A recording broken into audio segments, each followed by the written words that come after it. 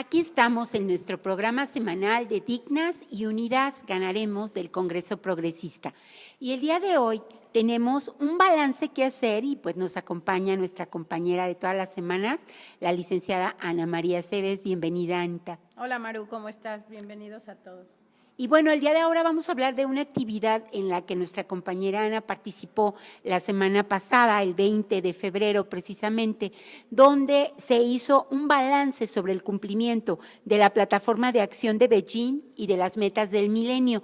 Estos son como dos sucesos muy importantes de cara a los derechos de las mujeres a nivel planetario, a nivel mundial, porque la plataforma de Beijing que se da y se estructura en 1995 es una plataforma que lo que plantea es precisamente cuáles son los déficits en términos de derechos que viven las mujeres en el mundo.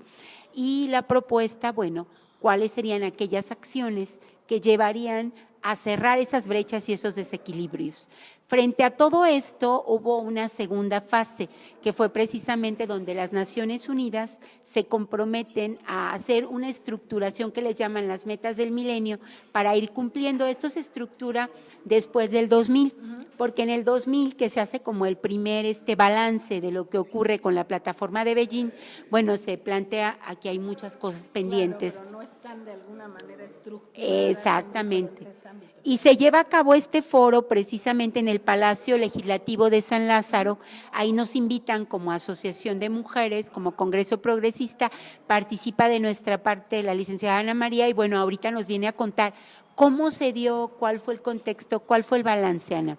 Primero que nada, son los datos que nos proporciona la licenciada y doctora Patricia Uribe Zúñiga, da algunos datos respecto a la cuestión de la salud. A mí me parece que es primordial comentarlo porque a mí me sorprendieron, o sea, son datos sorprendentes.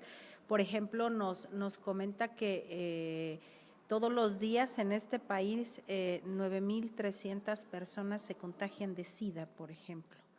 Entonces, eso incluye obviamente la población femenina, claro, incluye la diversidad sexual también, pero sí me parece sorprendente, aunque dentro de Latinoamérica no tenemos un lugar relevante, porque incluso se manejaron algunos datos, por ejemplo, en el mundo en general, el 0.8% de la gente que tiene SIDA son mujeres.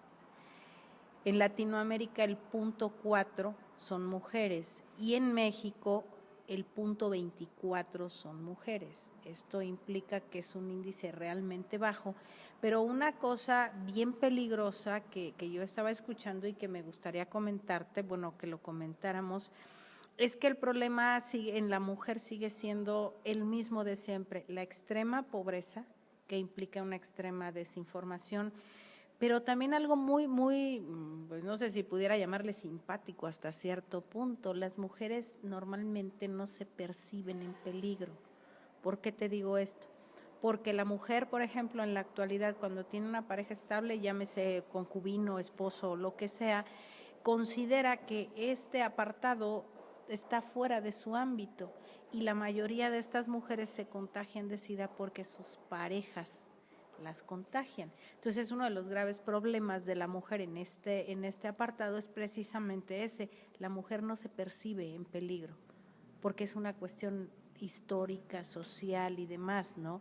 Y entonces, bueno, las mujeres tienen la idea, y eso es interesante que la gente lo sepa, que a lo mejor las sexoservidoras o la comunidad gay, o sea, sí se siguen encontrando, obviamente, que están en un alto riesgo, pero las mujeres que tienen una pareja estable se están contagiando todos los días de SIDA y no hay la información porque obviamente en las comunidades rurales no llega nada de esta información y ahí es donde las mujeres se están contagiando todos los días. La migración, la salida, además pues ya los comportamientos sexuales se han transformado, han cambiado y en ese sentido el no ser sujetas de la propia sexualidad ha llevado a que este sea un tema relegado de la agenda.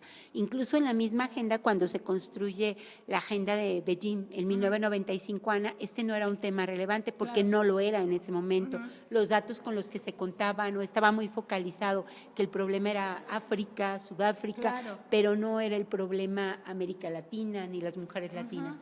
Y hoy por hoy sí lo es, y parte de nuestra construcción social, y es ya un trabajo que yo creo que ahorita, que viene también el 8 de marzo, yo creo que es uno de los temas que vamos a tener que tocar, que vamos a tener que hacer consciente, pero también tiene que ver con las políticas públicas, ¿no? Claro, ¿Qué está haciendo el sector salud? Porque también cuál es el enfoque de salud mujer que está dando, no sé qué balance tienen al respecto. Pues evidentemente, digo, se comentaba incluso que las metas hay que analizarlas un poco, no tanto en qué tanto te acercas a la meta final, sino en qué tanto has avanzado del principio a ahorita.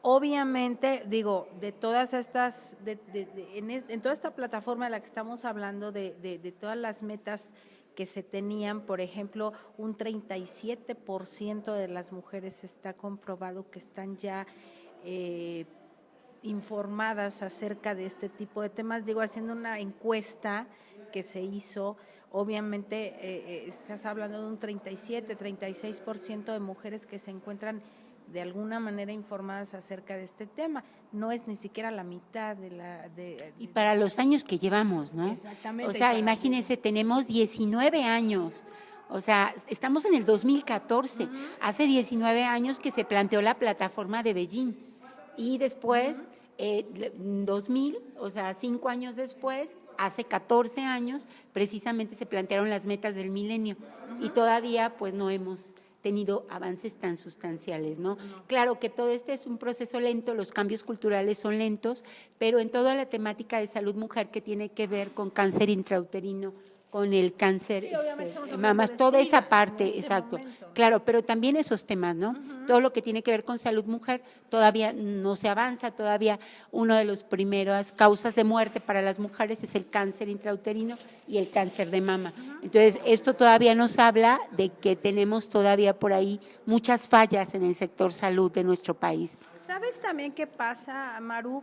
Independientemente y eso se comentó, incluso la doctora Lagarde que estuvo en este foro, lo comentaba ella de manera personal, independientemente de las políticas de salud, tenemos un grave problema en esta cultura latina, digamos, la ideología y el conservadurismo son el machismo fundamentales.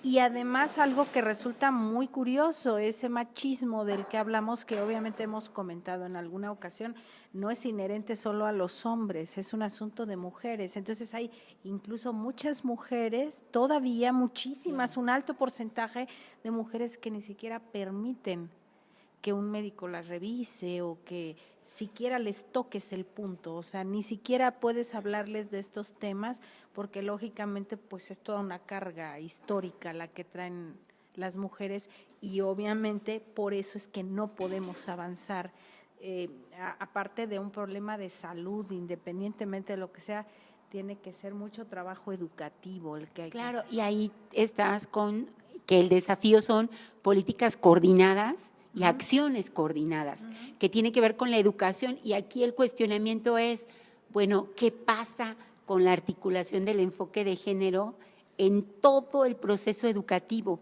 Y no solo es en los contenidos, sino también en la formación otra vez de los docentes y en la práctica docente, en la sensibilización, porque eso tiene que ver con eso. ¿Cómo vamos a cambiar la cultura si no tenemos una incidencia en la educación y una incidencia en los demás ámbitos, ¿no? En todos los ámbitos, claro, es un no desafío. Puede ser una cuestión de salud aislada, o sea, porque nosotros podemos tener muy buenas políticas de salud, pudiera ser que incluso las tuviéramos y que si estuviera haciendo un trabajo casi perfecto en el asunto. El problema es que son las mismas mujeres, ese es el fenómeno que se encuentra, que son las mismas mujeres a veces las que no te permiten ir más allá. Así es. Entonces, en ese sentido es un trabajo múltiple que tiene que ver con la acción social, las organizaciones sociales, o sea, no es solo la acción gubernamental, pero obviamente las relaciones de poder y las responsabilidades, aquí tenemos que marcarlas.